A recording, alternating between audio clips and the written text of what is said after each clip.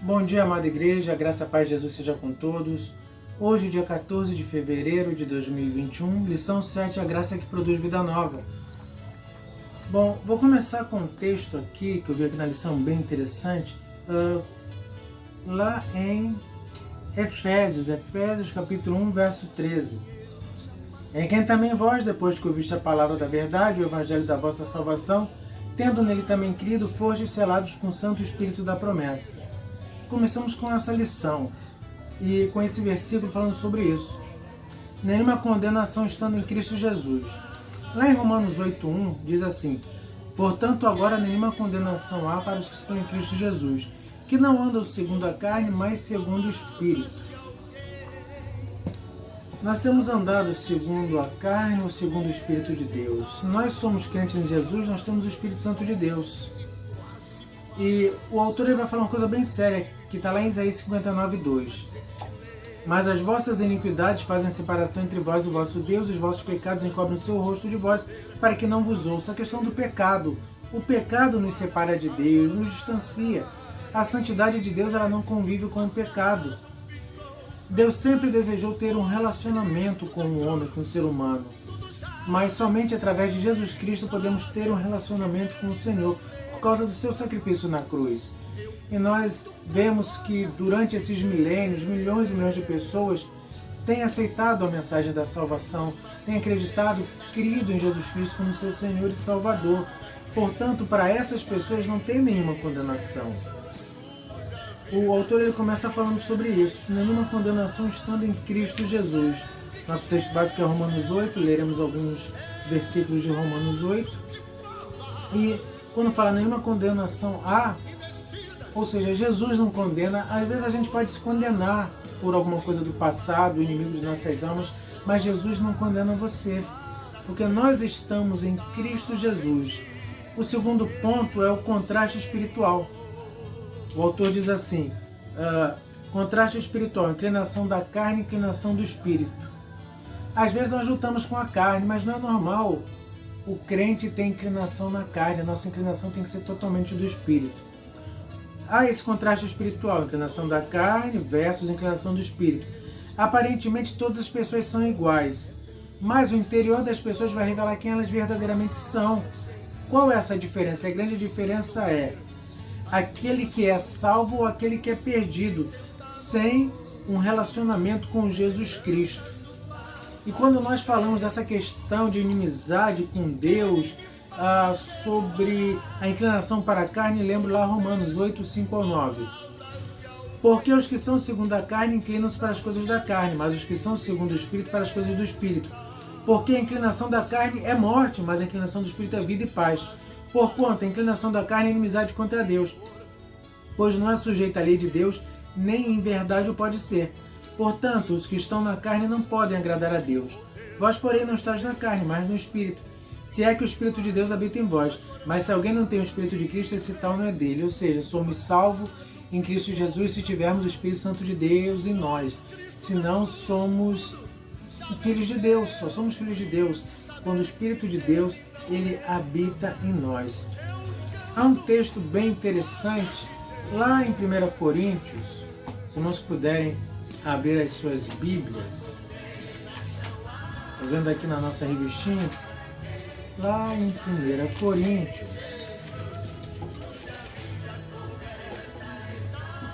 capítulo 2, verso 14. Vai falar sobre alguns tipos de pessoas. Diz assim: ora, o homem natural não aceita as coisas do Espírito de Deus, porque eles são loucuras, e não podem entendê-las, porque elas se discernem espiritualmente.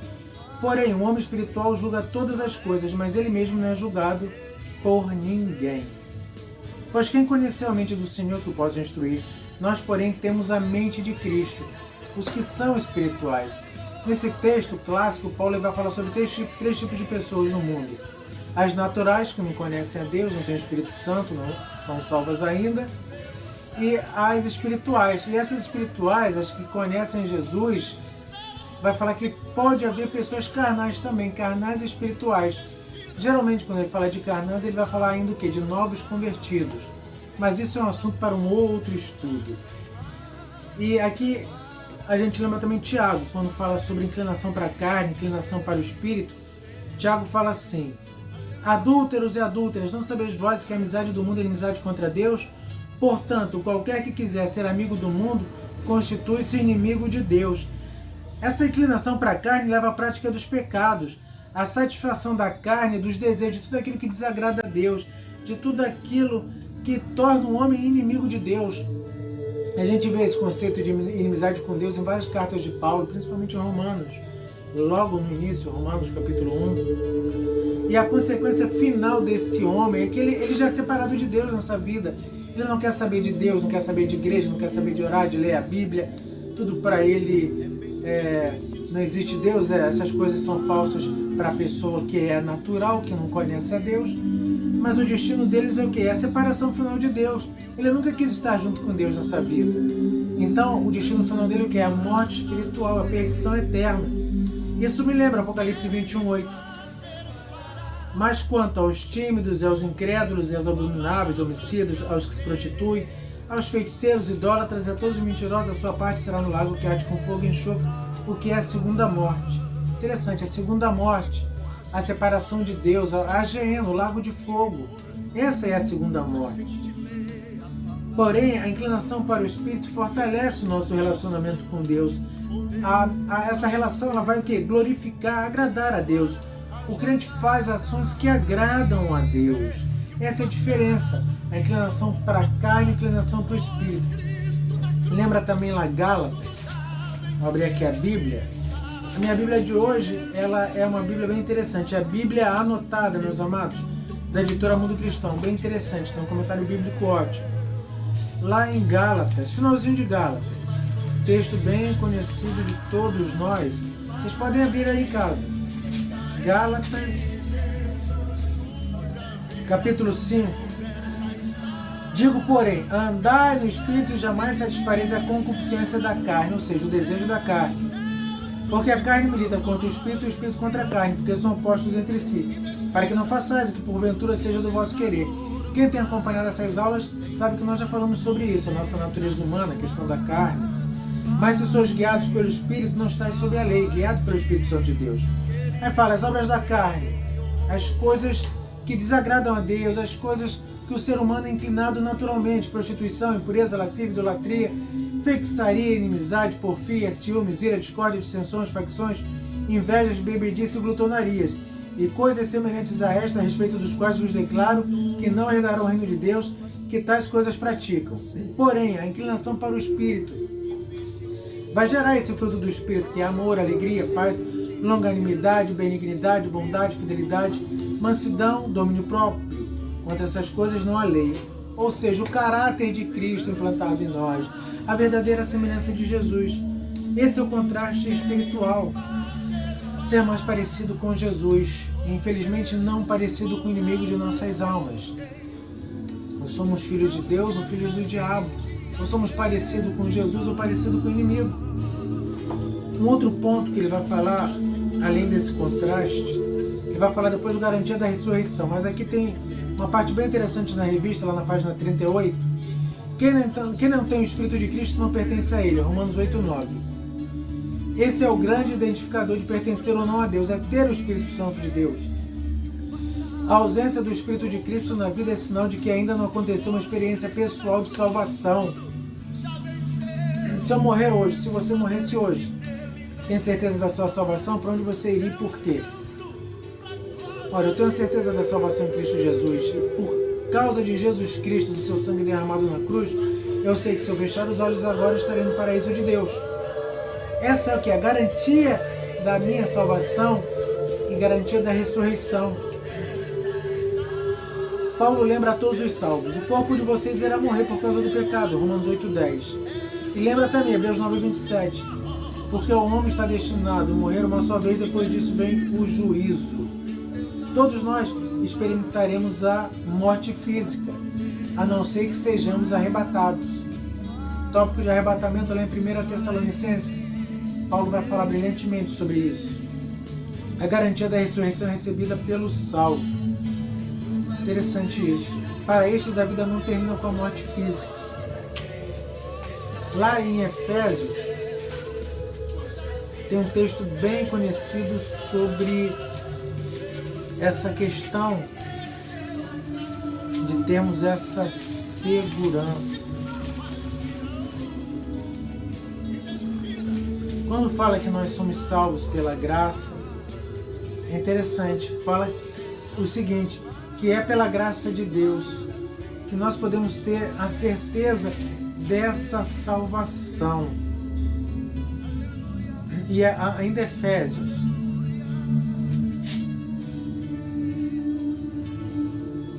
vai falar para que a gente não entristeça o Espírito Santo de Deus.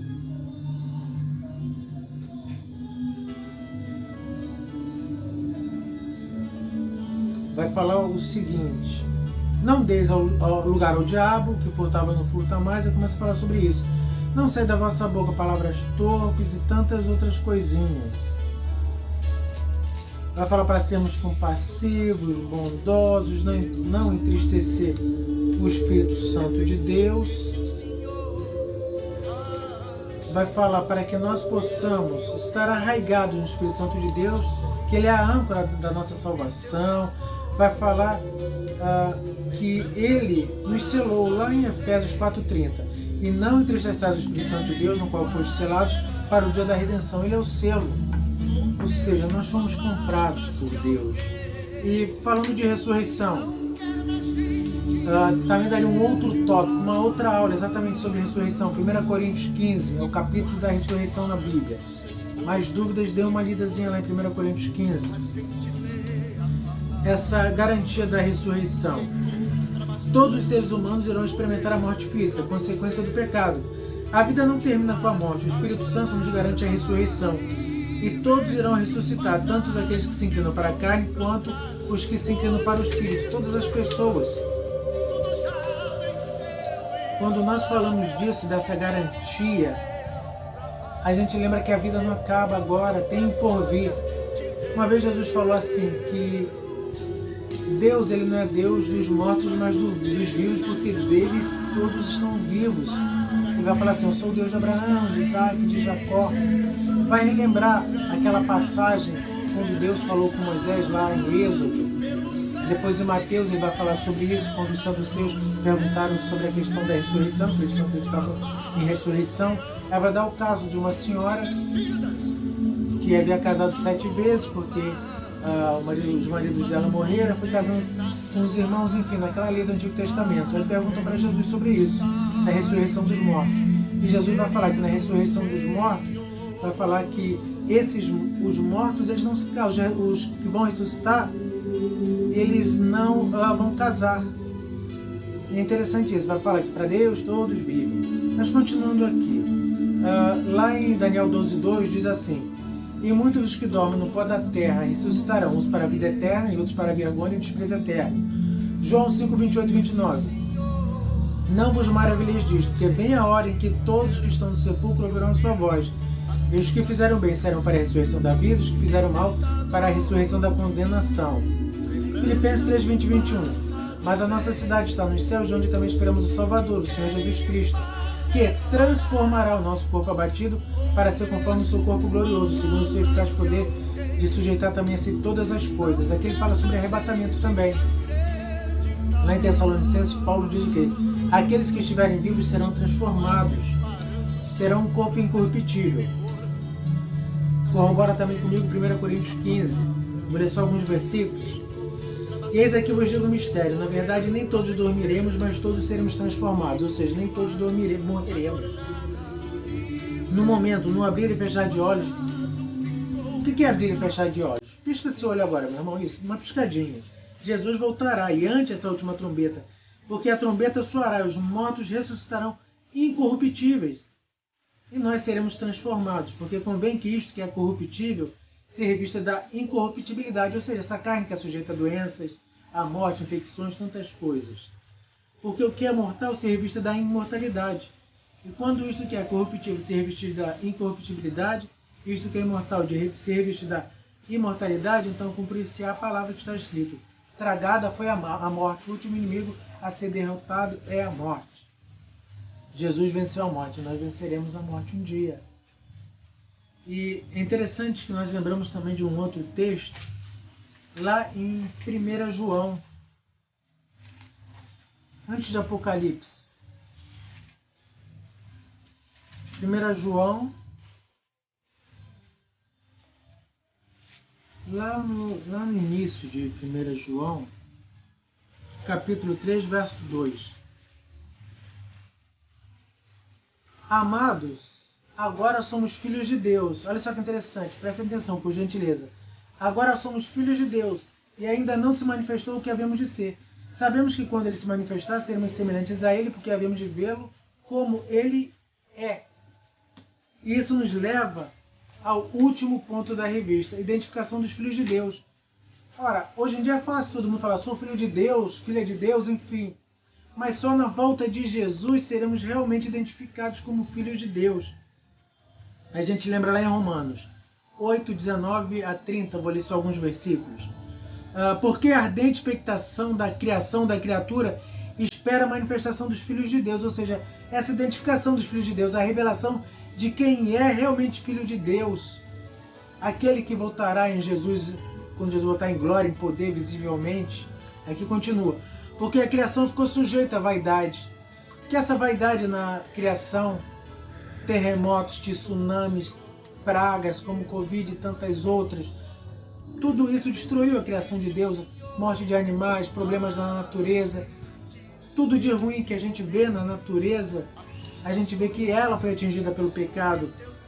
E Paulo vai falar de uma maneira interessante que essa criação ela geme por causa desse pecado da humanidade. Ela fala assim, não por sua vontade, mas por causa do que a sujeitou, ou seja, a questão do pecado do homem. Na esperança de que também a mesma criatura será liberta da servidão da corrupção, toda a criação. Aí vai entrar os novos céus, nova terra, a incorruptibilidade, enfim, o novo universo onde os salvos habitarão, para a liberdade da glória dos filhos de Deus. E fala, aos que predestinou, este também chamou, os que chamou, este também justificou, e aos que justificou, este também glorificou. Nós estamos na fase da justificação, fomos justificados, mas um dia seremos glorificados. Teremos um corpo imortal igual ao de Jesus. Jesus ele morreu, ressuscitou ao terceiro dia, em carne e ossos. E no corpo, quando ele voltou à vida, o corpo dele era um corpo transformado, imortal, glorioso, celestial. E ele subiu aos céus com aquele corpo, um corpo de carne e ossos, como ele diz lá em Lucas. Um corpo que igual a esse, carne e ossos, a gente pode tocar. Assim é um corpo de Jesus, só que é um corpo celestial, glorioso e imortal. E é esse corpo que nós teremos nessa ressurreição. E assim nós seremos identificados como filhos de Deus. E essa identificação, aqui nós vemos, eu vou falar lá em página 38. Esse Espírito que habita em nós ressuscitou Jesus também, no tempo próprio dará vida ao corpo físico que já tenha morrido. Em seguida receberemos um corpo glorificado, com o qual viveremos para todo sempre na casa do Pai, no céu. E a identificação dos filhos de Deus. Vai falar sobre isso aqui. Mas a todo quantos receberam deles o poder de serem feitos filhos de Deus. Vai falar dessas características. Eu fiz um resumo delas. Nós perdemos essa condição de filhos de Deus quando o pecado entrou no mundo, no Jardim do Éden, mas nós conquistamos ela de volta através da fé em Jesus Cristo. E as características, guiados pelo Espírito Santo de Deus, fazer a vontade de Deus, agradar a Jesus, ter intimidade com Deus, chamar Deus de Pai, Abba, Paizinho. Lá em Romanos 8 vai falar sobre isso. Identificação com o Espírito Santo, receber as bênçãos reservadas ao povo especial escolhido por Deus nesta vida e no porvir. A bênção começa nessa vida e no porvir. Deus vai nos abençoando, Deus abençoa a todos, Ele dá chuva e sol para todos. Romanos 8 é um capítulo grande, mas ele vai falar sobre tudo isso que nós demos aqui nessa aula. 8,14. Pois todos os que são guiados pelo Espírito de Deus são filhos de Deus. Esse é o primeiro ponto. Porque não recebeste o espírito da escravidão para viverdes outra vez atemorizados. Ou seja, temor, se eu morrer, eu vou para onde? Vou para o inferno? Vou para o céu? Não temos esse temor. Mas recebemos o espírito de adoção, baseado no qual clamamos Abba, Pai. Abba significa papai, paizinho, aquela intimidade. Chama Deus de Pai. E o próprio Espírito Santo testifica com o nosso espírito que somos filhos de Deus. Interessante, essa é a identificação. Ora, se somos filhos, somos também herdeiros, herdeiros de Deus, co-herdeiros com Cristo. Se com Ele sofremos, para que também com Ele sejamos glorificados. Para pensar e agir. Perdemos essa condição de sermos filhos de Deus por excelência, mas recuperamos através de Cristo Jesus. Nada pode causar os mesmos efeitos da graça de Deus. A salvação é única, é eterna. Os pecados distanciam uma pessoa da outra. Não há condenação para o salvo, porque Jesus sofreu a condenação por nós na cruz do Calvário. E nós devemos viver em novidade de vida. E vai falar sobre a inclinação da carne e a inclinação do espírito, que produz uma grande diferença entre o salvo e o perdido. A inclinação da carne, todos os desejos que desagradam a Deus, todos os pecados.